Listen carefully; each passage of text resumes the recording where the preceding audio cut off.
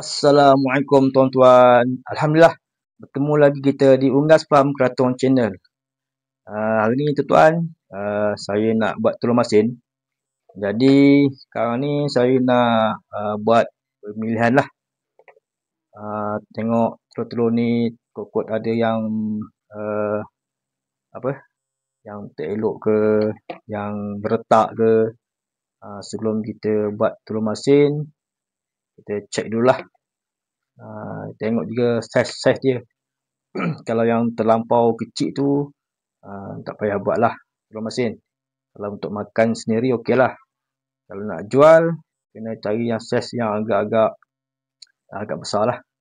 Tengok kalau ada sekiranya ada yang crack ke, tak tepi lah. Kita takut nanti bila dah kita masuk dalam botol, dalam balang, nanti takut dia pecah ataupun busuk. Jadi sebelum kita masinkan dia, kita kena pastikan telur ni elok lah. Lama juga tuan-tuan, puan-puan, saya tak buat video. Maklumlah, macam-macam hal daripada segi masa, kerja, macam-macam lah. Jadi hari ni ada sikit kesempatan, saya buat video lah sikit. Okey, saya nak pilih dulu telur-telur ni semua. Nanti kita jumpa lagi video selepas ini. Okey. Okey, tuan-tuan puan-puan. Ni sambungan video semalam Semalam tu saya asing-asingkan telur. Tak sempat nak masukkan balang. Hari ni saya masukkanlah dalam balang. Okey, balang kalau besar ni boleh masuk 7 biji Okey. Pilih dulu, tengok dulu lagi sekali, double check, takut ada yang rosak. Okey. Tengok betul elok lah. Sebab nanti bila dah masuk dalam ni, bila saya garam, saya takut dia retak. Nanti akan menyebabkan dia tak jadi telur masin lah. Jadi busuk. Okey, 3, 4, 5, 6, 7. 7 biji. Memang 6-7 biji lah. Okey. Satu lagi.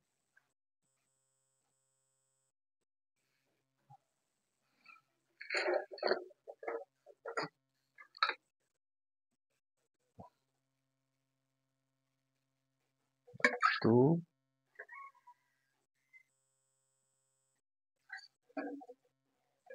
2,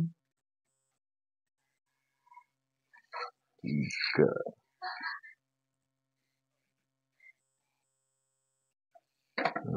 4, 5, 6, 7. Okey. Lepas tu, yang selebihnya nanti kita masukkan kemudian lah dalam balang. Okey, nisbah garam ni macam biasalah. Seperti mana video-video saya sebelum ni. 500 gram garam kasar, 2 liter air. Okey, kita larutkan ketika air panas lah. Okey, bismillahirrahmanirrahim. Guna garam halus pun boleh juga, tapi garam kasar lagi baik lah. Isi.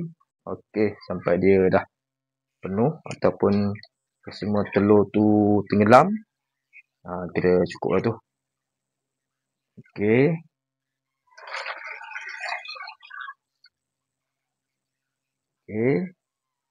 Satu lagi. Okey.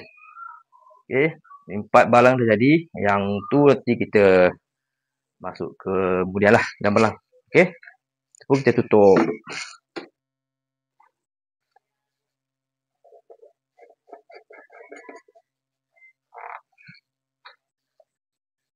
Ini untuk tempahan ya, tuan-tuan perempuan. Ada tempahan, jadi saya buatlah.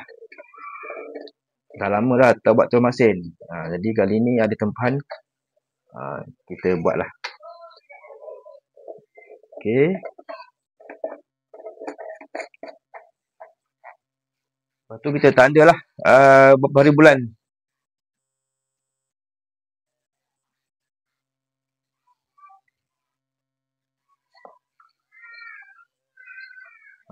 Contohnya macam ni lah. Saya gunakan price tag harga tu. Ataupun persingan tu. Ni. Maknanya ni 12 hari bulan 10 saya buat. Sekejap lagi saya akan buat tarikh baru lah. Hari ni punya. Tepik kat atas ni supaya senang kita nak tahu berapa lama. 2 minggu dah boleh makan lah.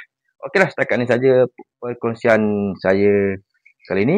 Kita berjumpa lagi di episod akan datang. Assalamualaikum terbaik.